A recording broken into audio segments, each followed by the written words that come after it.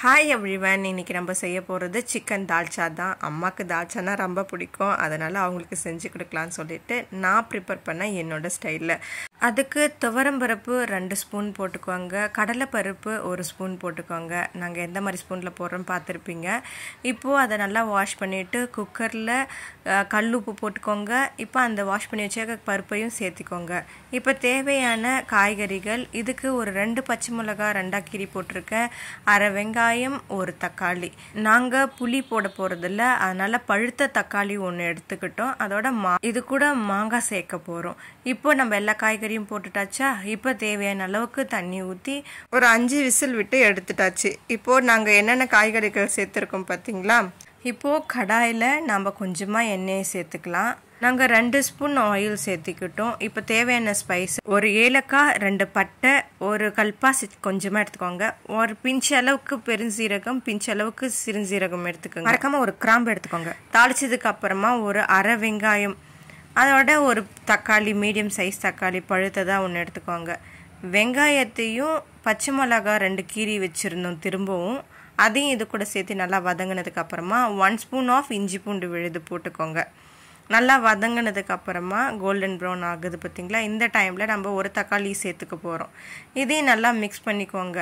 ஏன்னா நம்ம ஏற்கனவே சொன்ன மாதிரி புளி போட போகிறதில்ல, அதுலேயும் இந்த மாதிரி தக்காளி வெங்காயம் பருப்புலையும் போட்டிருப்போம். வெங்காயம் தக்காளியே இந்த மாதிரி தாளிப்புக்கும் நாங்கள் போட்டிருக்கோம். இது நல்லா குழஞ்சதுக்கப்புறமா நம்ம தேவையான வெஜிடபிள் எல்லாம் சேர்த்துக்கலாம். நாங்கள் முருங்கைக்காய், மாங்காய், கத்திரிக்காய் சேர்த்துருக்கோம். சிலர் வாழைக்காய் போடுவாங்க, பூசணிக்காவும் போடுவாங்க, நாங்கள் அது சேர்க்கலை. மாங்காய், முருங்கைக்காய், கத்திரிக்காய் இது 3மே ரொம்ப நல்லாயிருக்கும். முருங்கைக்காய் 2 எடுத்துக்கிட்டோம், ஒரு 3 கத்திரிக்காய் எடுத்துக்கிட்டாச்சு, ஒரு மாங்காய். இந்த மாங்காய் செம்ம புளிப்பு, புளியே போடலை, அவ்வளோ தூக்கலான புளிப்பாக இருந்தது எங்களோட தால்ச்சாவில். அதையும் சேர்த்திக்கோங்க.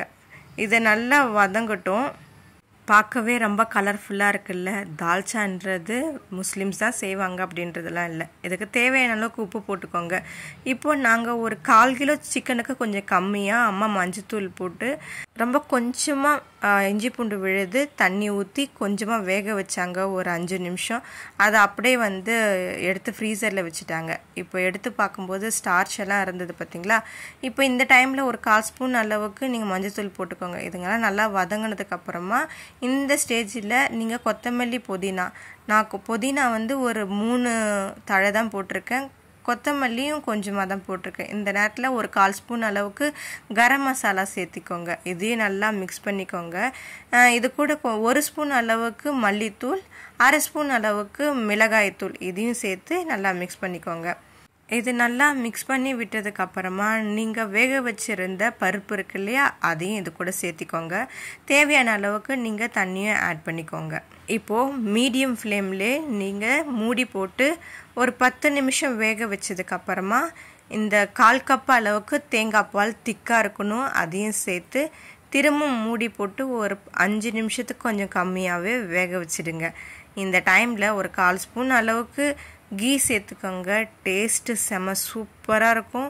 ட்ரை பண்ணி பாருங்கள். சாதத்துக்கு நாங்கள் இதை சாப்பிட்டோம், செம சூப்பராக இருந்தது.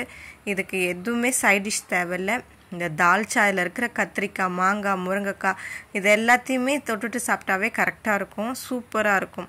இந்த வீடியோ உங்களுக்கு பிடிச்சிருக்குன்னு நினைக்கிறேன். ட்ரை பண்ணி பாருங்கள். ஹாப்பியாக இருங்க. Bye bye. Subscribe my channel.